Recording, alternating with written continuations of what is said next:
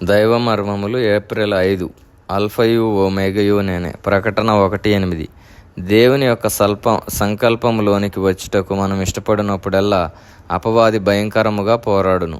దేవుడు సూచక క్రియలు చేసినప్పుడు అపవాది నిశ్శబ్దముగా నుండెను. అయితే దేవుడు తన పరలోకపు నమూనాను చూపించగానే అపవాది ఉగ్రుడగును. ఈ పరలోకము సంకల్పంలోనికి రాకుండా అడ్డగించుటకు ప్రయత్నించును. మనం మనసులకు ఏది ఉత్తమము దాన్ని చేయుచున్నాచో వాడు మన జోలికి రాడు. దేవుని పరిపూర్ణమైన క్రమమును జరిగించుటకు ఆశించగానే జయించుటకు కష్టమైనటి ఇబ్బందులను అపవాది కల్పించును.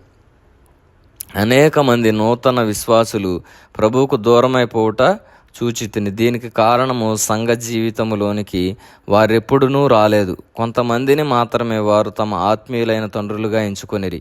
మనలో ఎవరునూ ఈ భారమును ఒంటరిగా భరించలేరు. ఈ భారమును దేవుడు సంఘమునకు అనుగ్రహించి ఉన్నాడు.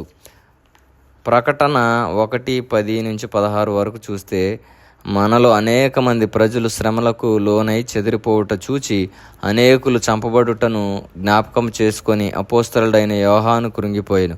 అతడు తబ్బిబ్బై, ప్రభువా, తరువాత ఏమి సంభవించనై ఉన్నది? నీవేర్పరచుకొని ఎంతమంది అపోస్తలు చెరలో నుండగా ఈ సంఘమునకు ఏమి సంభవించనై ఉన్నది అని ప్రశ్నించాను. ప్రభు దినమున యోహాను ఆత్మలో ప్రార్థించుచుండగా వెనుక నుండి వచ్చిన ఒక స్వరమును వినెను. మాట్లాడుచున్నదెవరో చూచుటకు అతడు వెనుకకు తిరిగాను. ముందు నుండి గాక ఎందుకు ప్రభు అపోస్తలుని వెనక నుండి వచ్చెను?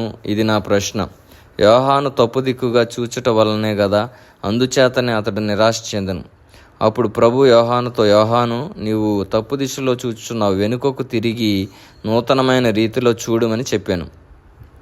యోహాను మొదట చూచినది 7 సువర్ణ దీపస్తంభములు. యేసు ప్రభువును ఎందుకు మొదట చూడలేదని మనం అనుకొనవచ్చును. అయితే 12-13 వచనములో మొదట అతడు 7 సువర్ణ దీపస్తంభములను చూచినని తెలియచున్నది.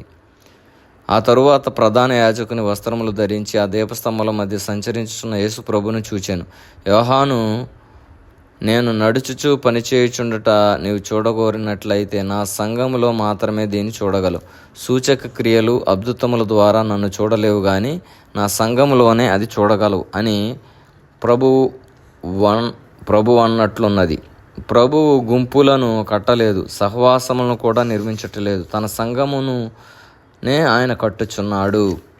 కాబట్టి మనం కూడా ప్రతి ఒక్కరము కూడా దేవుని కొరకు పరిపూర్ణమైన విశ్వాసము కలిగి ఆయన కొరకు కష్టములను, నష్టములను, ఇరుకులను, ఇబ్బందులను జయించుటకు తీర్మానించుకున్నప్పుడే మనము కూడా జయించే వారముగా ఉందుము. సాతాను పెట్టే కష్టములు, నష్టములు, ఇబ్బందుల్లో పడి ఆయన సన్నిధికి దూరం అయిపోయినప్పుడు మనము కూడా అపజయముల పాలు అయ్యే వారముగా ఉంటాం. కాబట్టి ప్రతి ఒక్కరు కూడా జయకరమైన జీవితములు, విజయవంతమైన జీవితములు జీవించాలని దేవుని ఆశ ఉన్నది. అట్టి జీవితములు దేవుడు మనకు దయచేయును గాక. ఆమేన్.